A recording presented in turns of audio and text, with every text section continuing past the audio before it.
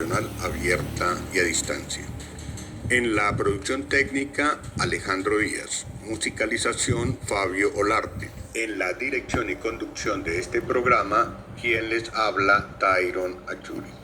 Desde este espacio les doy la más cordial bienvenida.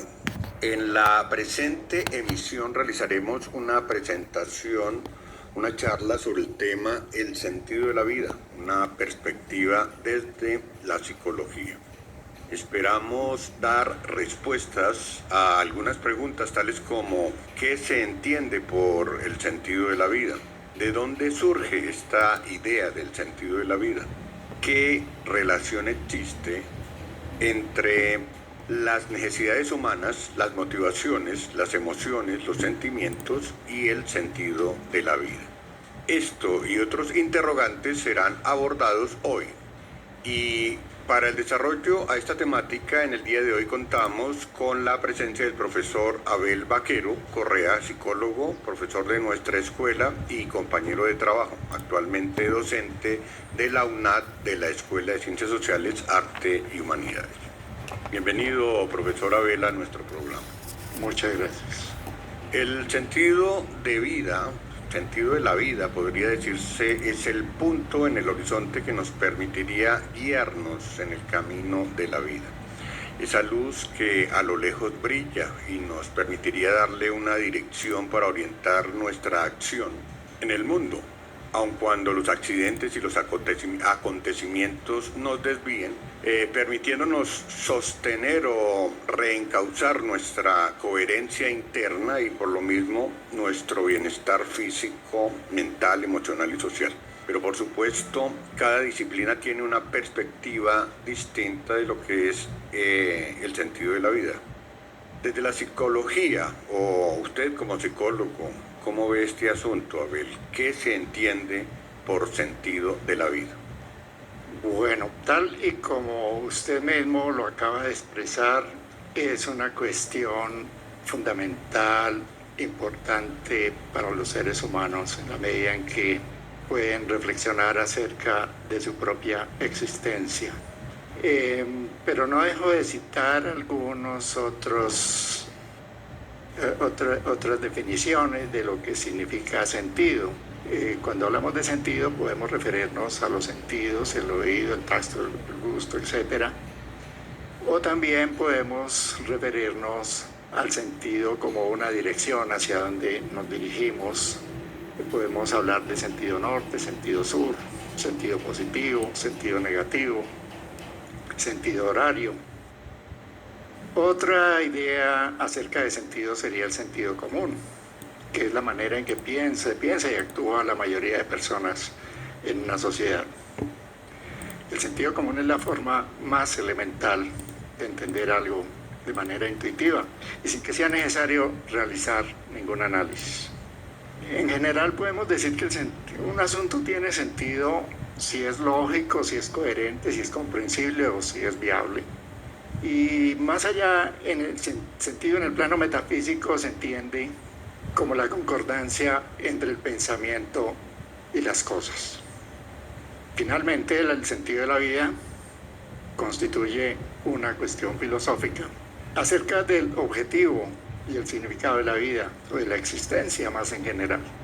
Este concepto se puede expresar a través de una variedad de preguntas tales como ¿quién soy? ¿Para qué estoy? ¿A dónde voy? ¿Por qué estamos aquí? ¿Qué es la vida? Las respuestas a esas preguntas han sido objeto de gran estudio filosófico, científico, psicológico, teológico e incluso literario a lo largo de la historia. Esta es una cuestión que ha recibido un gran número de respuestas desde diferentes puntos de vista, junto con los orígenes culturales o ideológicos o en relación más bien con la cultura y con las ideologías de cada civilización. Muy bien, Abel.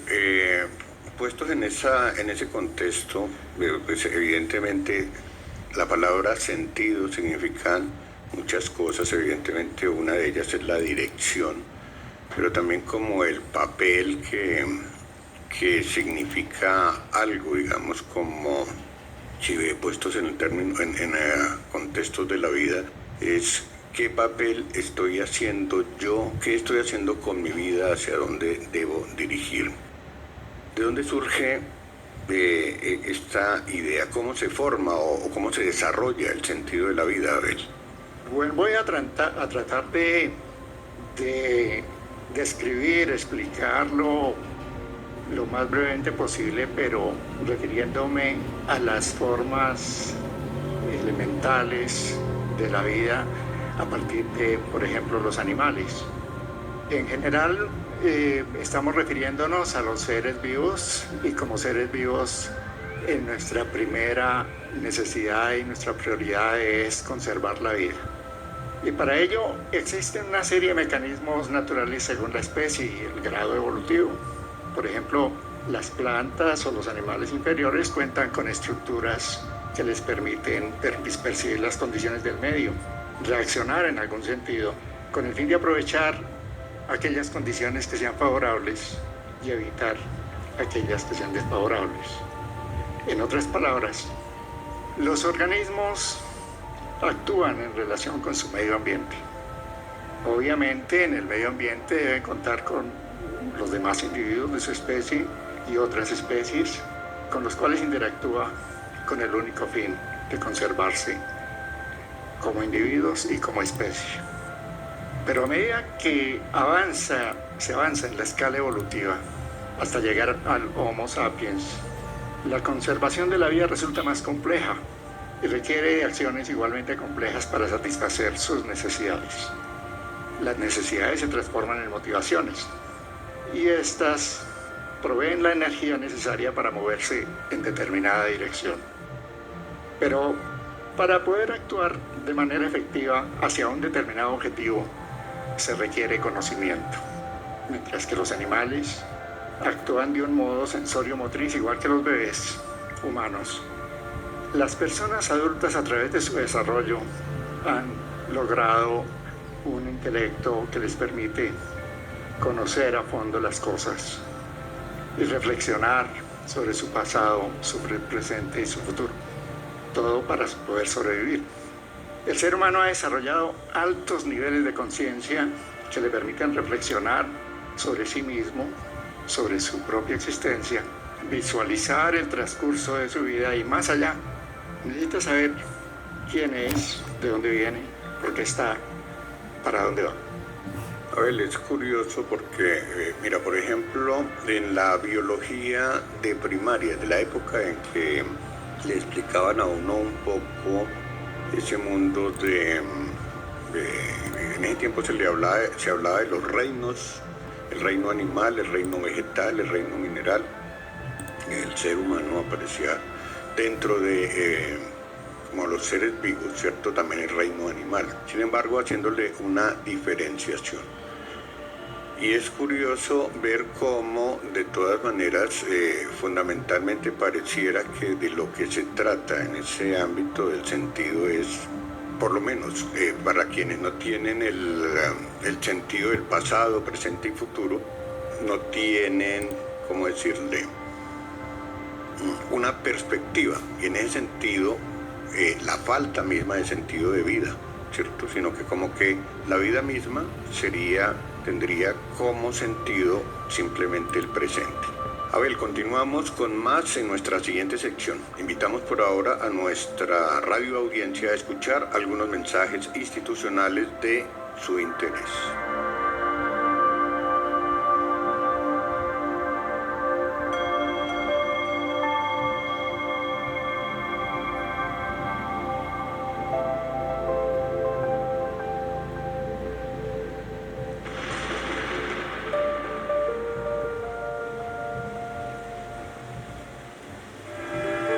La Coordinación de Medios y Mediaciones Pedagógicas de la UNAD, Zona de Occidente, los invita a escuchar Tango.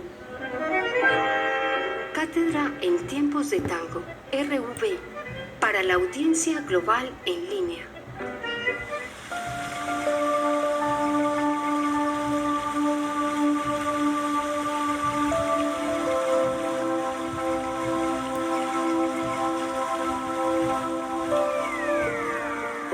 Continuando con nuestro programa, retomamos allí donde habíamos quedado. Yo me estoy preguntando también a ver por la relación que existe entre las necesidades, las motivaciones, las emociones, los sentimientos, con respecto al sentido de la vida. ¿Qué tendríamos que decir respecto a esto? Muy bien, esos tres conceptos se pueden integrar para comprender en últimas cómo funciona la mente y cómo construye su sentido de vida. Las necesidades humanas, según la pirámide de Maslow, están jerarquizadas. En la base están las necesidades fisiológicas, las que le permiten estar vivo, como comer, beber, abrigarse, tener sexo, etc. Y en los siguientes niveles estarían las necesidades de seguridad, afecto, reconocimiento, afiliación, y la más elevada, la más alta, que es la autorrealización. Cuando se carece de satisfactores para algunas de ellas, surgen las motivaciones en forma de energía que nos mueve en determinada dirección para satisfacerlas. En el camino hacia la búsqueda de satisfactores pueden ocurrir hechos tanto positivos como negativos, ante los cuales el organismo reacciona en forma de emociones. Podemos describir las principales emociones sobre las que hay acuerdo en la comunidad científica. Son, por ejemplo, la alegría, el desprecio, el miedo, la ira, el asco, la sorpresa. Pero recientemente algunos investigadores afirman que hay por lo menos 27 emociones diferentes, o de alguna manera implican diferentes grados de emoción.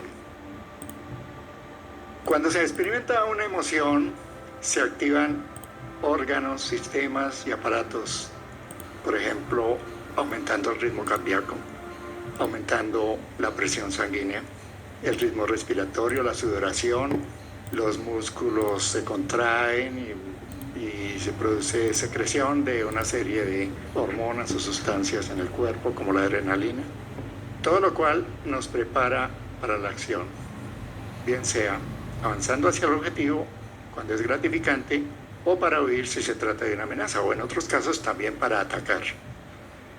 Por medio de las emociones podemos saber si nos dirigimos en la dirección correcta para la satisfacción de cada una de las necesidades, o si por el contrario estamos equivocados y debemos evitar, huir o atacar. En otras palabras, las emociones son como un semáforo que nos indica si podemos avanzar o si debemos detenernos, o simplemente nos ponen alerta sobre lo que ha de venir adelante. A partir de las emociones resultan los sentimientos, por ejemplo, la felicidad, la tristeza, el optimismo, la desesperanza, la amistad, la inseguridad, el desamor, la frustración, etc. Los cuales son más duraderos que las emociones, porque las emociones son de corta duración, son más automáticas. En cambio, los sentimientos se mantienen a partir de un cierto raciocinio o reflexión sobre lo que se está experimentando. Los sentimientos se convierten en una especie de síntesis de nuestra experiencia de vida, lo cual nos permite pensar en el sentido de la vida. En otras palabras, los sentimientos le dan color a nuestro pasado, a nuestro presente y a nuestro futuro. Parece también que estamos hablando entonces de la necesidad primaria de vivir, de sobrevivir, y que ese sobrevivir, o mejor esa supervivencia, depende de las percepciones, emociones y sentimientos. Podemos estar seguros, saber de lo que percibimos, de lo que sentimos o pensamos sobre nosotros mismos o sobre nuestra realidad para poder actuar de manera eficaz. La naturaleza humana, podemos decir, el ser humano, la vida del ser humano transcurre en un mar de incertidumbre. En otras palabras, lo que caracteriza a los seres humanos es la incertidumbre en el plano mental, afectivo, emocional No podemos confiar, por ejemplo, en lo que vemos ni en lo que pensamos. Pero lo más difícil de todo es comprenderse a sí mismo y a los demás, porque la apariencia generalmente no coincide con la realidad. La apariencia de las cosas tiende a engañarnos. Nuestras percepciones generalmente son imprecisas, dependen de la interpretación que se hace de lo que nos rodea y del punto de vista desde el cual se mire. Los sentidos nos engañan continuamente. La forma, el tamaño de las cosas puede distorsionarse debido a condiciones ambientales o a las leyes de la física. El cerebro puede formar imágenes que distan de la realidad, según el estado de salud o el estado de lucidez, y en algunos casos ocurre que se presenten, por ejemplo, alucinaciones o imágenes distorsionadas de la realidad, todo a partir del funcionamiento cerebral. Igualmente los pensamientos también cambian a lo largo de la vida.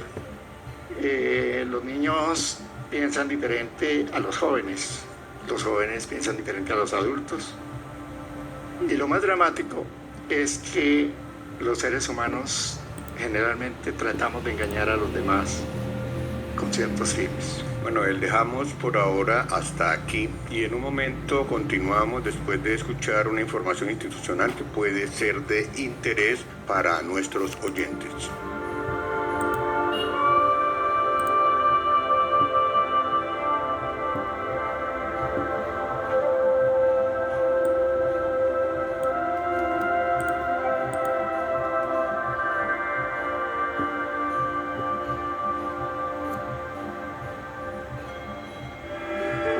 La Coordinación de Medios y Mediaciones Pedagógicas de la UNAD, Zona de Occidente, los invita a escuchar Tango. Cátedra en Tiempos de Tango, RV, para la audiencia global en línea. En el momento más oscuro del aprendizaje del inglés, This is John Connor. Crystal Peak. llega a la red. Connor, what the hell is happening? Who's in charge there? El espacio radial que cambiará tu visión.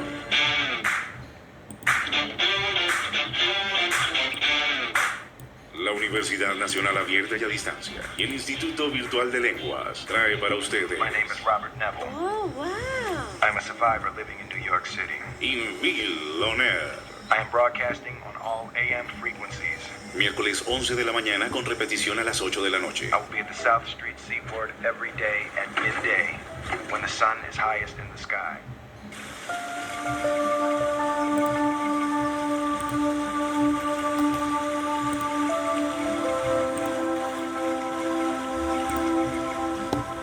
Muy bien, a ver, todo lo anterior parece que nos pone a preguntarnos por lo siguiente. ¿Con base en qué elementos se puede responder a las preguntas sobre quién soy, para qué estoy, a dónde voy? Lo que cada uno es se ha construido desde la infancia y aún antes de nacer, con base en lo que los padres, los allegados piensan sobre el nuevo ser, y también en esa expectativa del nacimiento de un nuevo ser y posteriormente en la crianza se van definiendo una serie de formas en que tratan al niño al interior de la familia o en la escuela, en general en las instituciones de socialización y más adelante en cualquier otro círculo social. Las demás personas se encargan de mostrarle a cada uno qué clase de persona es y lo que esperan de él. Pero de otro lado, el mismo individuo construye su propia autoimagen, su autoconcepto, su autoestima a partir de la comparación de su yo ideal con su yo real, obviamente, o en relación con la forma en que ha venido en que ha interactuado en su medio ambiente. En síntesis, lo que cada uno es depende de su historia personal, el sistema de interacciones sociales y el ambiente donde se ha desarrollado. La respuesta